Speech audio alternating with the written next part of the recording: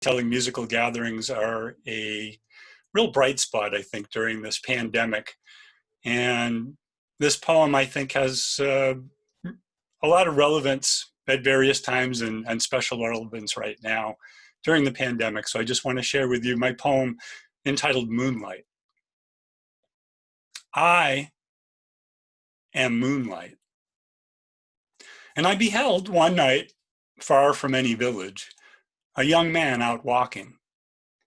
He seemed to be contemplating something, but I don't know what, for he never said a word, but rather stared at the ground with a scowl as he walked along, far from any village. Perhaps it was a woman that occupied his thoughts, or perhaps his tenure on earth, but he never said a word until, by a pond that stood by the edge of a field, he lay himself down to sleep and said to no one there, "Good night." And as he slept, I stayed close, for he was but a man, and far, as I've said, from any village. When later he awoke, he seemed confused by the stars which had shifted in the blackness. He sat by the water's edge then, hugging his knees tightly, and I, finding that he was watching, danced for him upon the water. A breeze blew up, and I was a bright, sinewy serpent reaching out toward him across the water.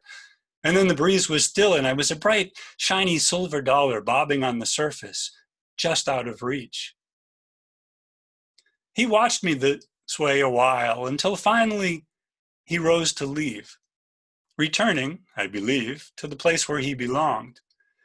And as he walked along, I believe he understood, though for sure I know not, for he never said another word, understood that even beneath a shifting sky, he too must perform his dance and hope that the right eyes might see. Moonlight, thank you.